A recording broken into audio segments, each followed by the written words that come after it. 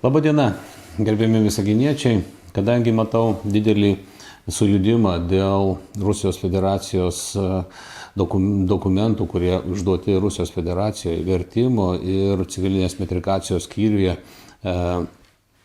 registravimo, todėl pasikviečiau šiandien į šią specialią tokią laidą administracijos direktoriaus pavaduotoją Ričardą Petrauską, kad kaip teisininkas paaiškintų, kodėl tą reikia daryti ir kam tą reikia daryti ir kokiems dokumentams tai dabar jau labai svarbu, kurie dokumentai gali dar šiek tiek ir palaukti, tam, kad nedaryti papildomų įtampų ir nedaryti tikrai didelių eilių.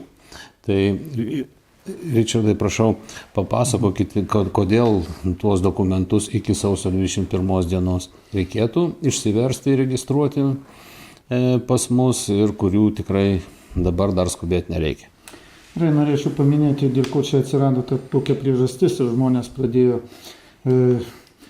eiti į metrikacijos mūsų padalinį. Tai 92 metais Liepos 21 dieną Vilniuje buvo pasirašyta Lietuvos Respublikos ir Rusijos federacijos sutartis dėl teisinės pagalbos ir teisinių santykių civilinėse, šeimos ir baudžiamose bylose. Dabar šis sutartis nustos galioti nuo 2025 metų sausio 21 dienos. Tai jau sausio 21 jinai nebegalios. Tai pagal vadovaujantis šią sutartimi nereikėjo tvirtinti dokumentų išduotų Rusijoje, tai yra apostilės pažymą. Tai yra patvirtinti, kad jie galioja Lietuvos Respublikoje. Jo nereikėjo. Nuo sausio 21 dienos reikės pasitvirtinti, jeigu mes tuos dokumentus norėsime panaudoti čia ar teismuose, ar kitose įstaigose, kur privalom juos pateikti.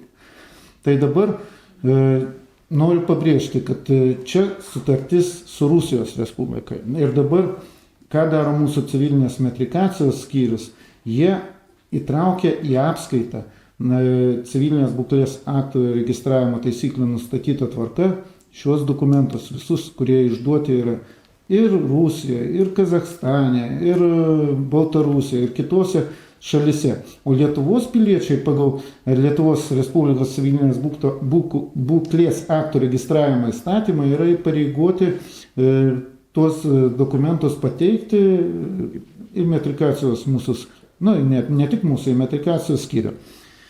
Dabar šiai dienai priima be apostilės, tai yra be patvirtinimo, užtenka dokumentą išversti į lietuvių kalbą, atvykti į metrikacijos skyrių ir jie bus įtraukti į apskaitą.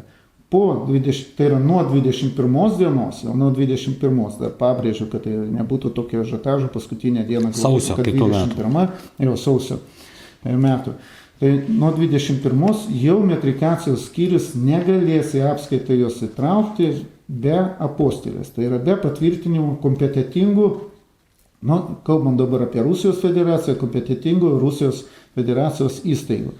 Kas tai gali būti per įstaigos? Čia sprendžia pati Rusijos federacija. Šiai dienai, kiek mes žinom, atstovybės pasiuntinybė neturi tokių įgaliojimų, tai susidarytų tokia pakankamai nemaža problema, ar nuvykti tuos dokumentus, ar kažką tai galiot, kad nuvyktų į Rusijos federaciją ir ten, kad uždėta būtų apostilė. Tai šiai dienai norėčiau pabrėžti, kad iki 20 dienos imtinai gali ateiti į metrikaciją ir nekelti to ažiotažo eilių, tai Rusijos piliečiai. Kiti, prašytumėm susilaikyti. Atsiprašau, Lietuvos piliečiai? Lietuvos piliečiai, jo. Lietuvos piliečiai, taip, noriu pabrėžti. Lietuvos piliečiai gavę dokumentus Rusijos federacijoje. Kiti Lietuvos piliečiai gavę dokumentus Kazachstane, Ukrainoje, ar ką, jie turi irgi atvykti į civilinės metrikacijos skyrių ir tuos dokumentus, kad apskaitytų metrikacijos skyrių, bet prašome dabar visų nepulti ir nesikreipti. Dabar, jeigu Rusijos pilietis, ne Lietuvos pilietis ar kitas, metrikacijos skyrių tikrai neturėtų ateiti, nes jiem ten pagalba nebus suteikta, apskaityti ne Lietuvos piliečių, neturi jie tokios, nei įgaliojimų, nei teisės, čia turėtų kreiptis į šitos migracijos padalinius. tie žmonės, ne Lietuvos piliečiai. Taigi, sumuojant, reikia pasakyti taip, kad kalba eina apie Lietuvos Respublikos piliečius, apie tuos dokumentus, kurie išduoti Rusijos federacijoje. Todėl tikrai reikėtų dabar ateiti ir įsiregistruoti civilinės metrikacijos padalinyje ir tada neturėsite problemų ateityje nuo sausio 21 dienos 25 metų. Ir taip pat kreipiamės, kad kol kas neskubėkite tie, kurie turi išduotus dokumentus kitose valstybėse, kaip pavyzdys Uzbekistanas, Kazakstanas, Baltarusija, Ukraina ir taip toliau, nes su šiomis šalimis sutartys yra, jos galiojančios ir viskas vyksta senąją tvarką.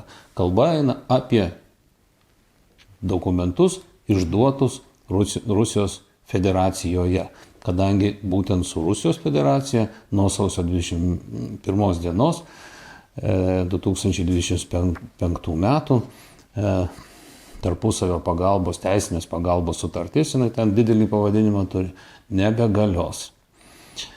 Taigi, aš tikiuosi, kad paaiškinimas pakankamai išsamus ir kas negalės pamatyti šitos mūsų laidos, tai tą patį tikrai pakartosime ir mūsų tinklalapyje galėsite paskaityti tam, kad suprasti, ką ir kam reikia padaryti. Dar pridursiu kelis tokius svarbius momentus, kad pas notarą vertimą tvirtinti nebereikia ir galima ne tik tai Visagino metrikacijos padalinyje, bet visuose Lietuvoje esančiuose metrikacijos padaliniuose tuos veiksmus atlikti, tai yra ateiti ir apskaityti dokumentus.